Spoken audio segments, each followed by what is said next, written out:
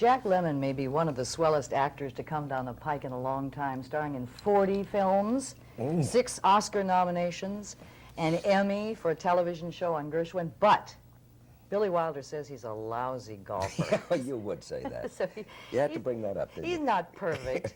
What's your score? I'm about a 15 handicap now, but I'm having trouble playing to that because I don't get to play regularly.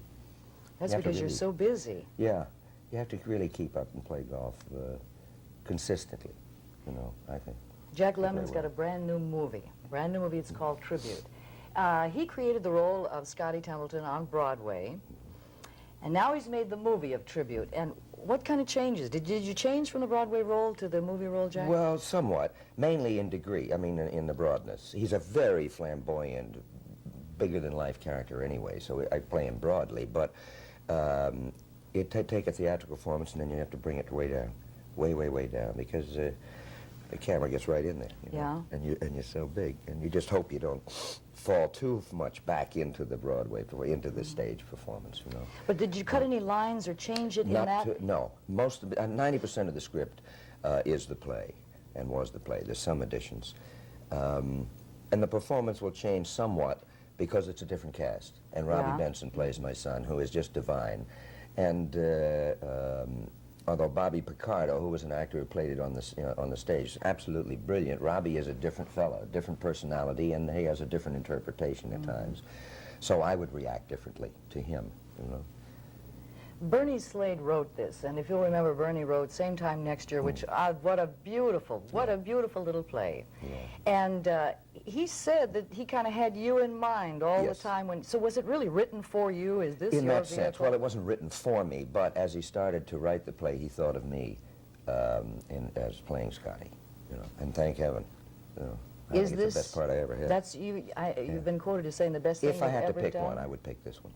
I think he's got comedy and drama, for one thing, and I love them both, but it's awfully hard to find a character or a play or movie that has both successfully blended. It's very difficult to write.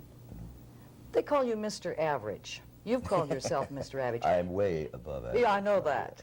You play a similar kind of character in every role. What it is, I think the common thread is that I'm attracted to contemporary roles.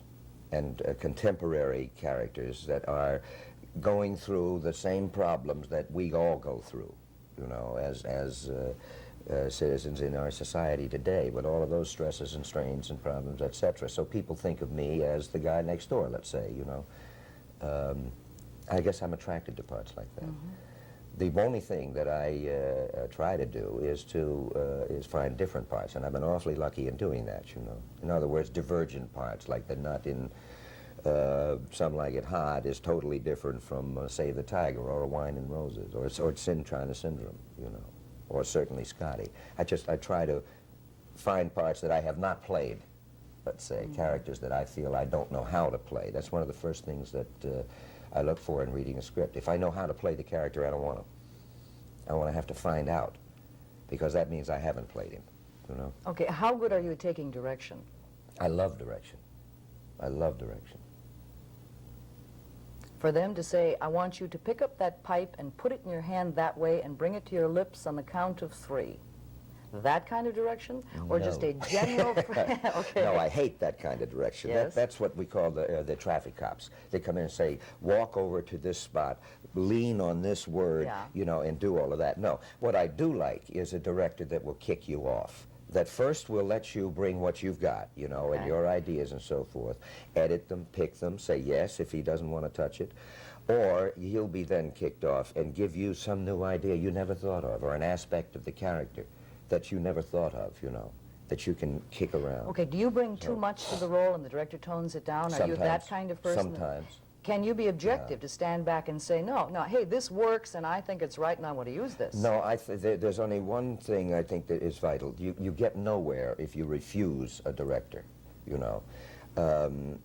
What you have to do is at least let the director listen to you and let you show him what you think and how you feel, so that you're not frustrated that you never even got a crack at it, at how you saw it. If he then says no, forget it. You've got to go his way. You've got to do it, or nobody's going to get anywhere, Yeah. you know, and you'll be acting under duress, so to speak, and it won't be any good anyway. At least that's how I believe. Jack, there are two things I got out of tribute. Two things, from me. Yeah, One was, you've got to communicate with your kids. yeah.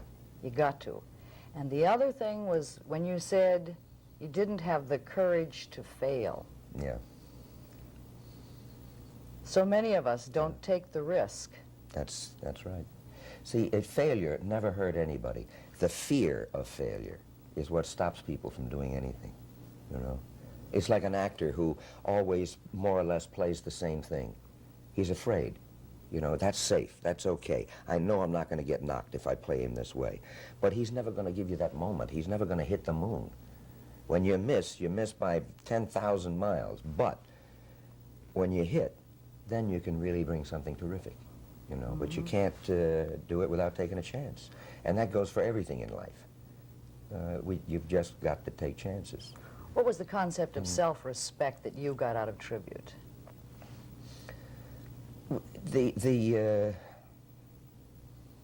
Well, I don't really know. I do know that with the failures of Scotty and the flaws, there was also one redeeming quality that someone once said about me, and I thought it was the nicest thing that anybody ever said about me. A guy who has known me since I was 13 years old, a few years ago, said, I'll tell you one thing about Lemmon. He always had the grace to make a fool of himself. So does Scotty, and I think that appealed to me in him. But in other words, what he is saying is that he would take the chance, you know, to fall on his Pratt, maybe. But the biggest problem, and the thing that I got out of tribute, is that if you cannot totally make an emotional commitment to something, or to somebody, then you have blown the greatest thing in life. And so have they. You have missed what it's all about, you know. And an awful lot of parents and kids do not make that emotional commitment. They just don't do it, you know. Speaking of self-respect, let's watch a scene now showing that from the movie Tribute. Do you know what you said about me last night? Even if you were justified, I can only tell you that it did not fill me with parental affection. Get off my back here and stay off it. No. You have walked away from every responsibility you've ever had. Oh.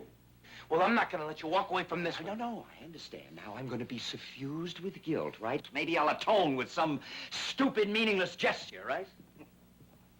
Well, it might just give you a little self-respect.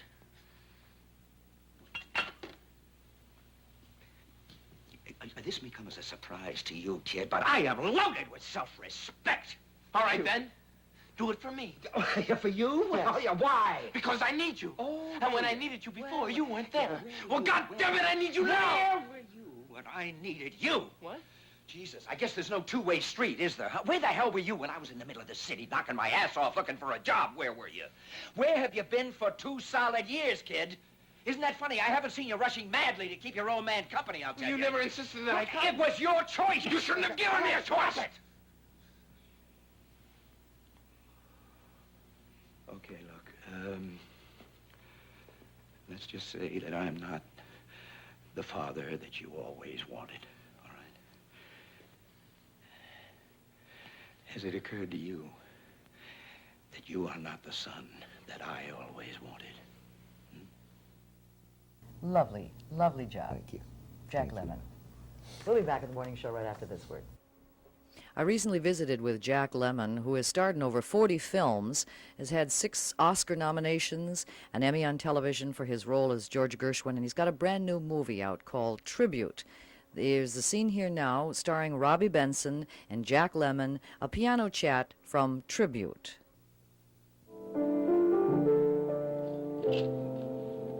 You know, a couple of years ago, I came across some of those stories you wrote before you went to the coast. You never told me that. They were very good. No, not really, no. I thought so, yes. You did? Wow. Well, that's... Well, they fooled a lot of people, Judd. Well, hell, that's the story of my life, son. All the form, none of the ability. That doesn't explain the quality of the work I read. Right, I don't say I was, totally without talent. I was a pretty good literary mimic, is what I was good enough to get to the West Coast, anyway. And then you stopped writing. Yeah, but not right away. Oh, God, when I got to Hollywood, I found that it was cheap, vulgar, tacky, superficial, everything that I'd always wanted. So what the heck? I mean, with distractions like that, why, naturally my concentration, which was never my strong suit, dwindled to that of a monkey. And there was obviously only one thing that I could do, become a producer. And the rest, as they say, is show business history. Tell me something. Does it ever bother you that you have nothing you can point to with any pride?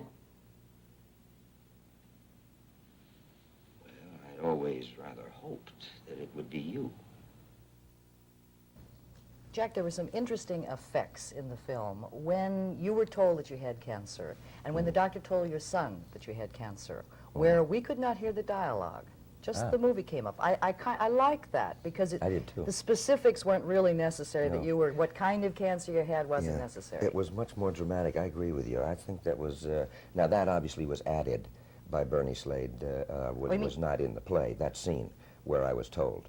In the hospital, all the hospital stuff was added. Oh. But I thought it was so much more dramatic. You can't write that scene. It's much better that you see it through the glass door with the camera coming in, because you know what's happening, and you know that they're laying it on it. I don't think it would ever have worked as well with dialogue. Yeah. Jack, Time magazine didn't like tribute. Yeah. Oh, there's going to be a few, because he's a bigger than life, flamboyant, shallow man at first, and one would think. And when someone doesn't like him, or it, they really don't like it. It's a love-or-hate situation. Yeah, sure. But how They do just you call feel it a soap about opera that? and walk away. When you read that, do you say, hey, this is only one person, I don't care what critics think? It still bothers you. Sure it does. Oh, yeah. I hope the day never comes that I am unaffected by criticism, because I'll just be getting blasé then, and I would hate that.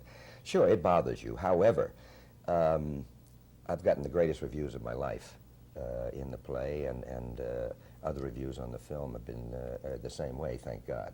But there's always going to be a few, you know. Some Like It Hot has turned out to be a classic. It got very mixed reviews at first.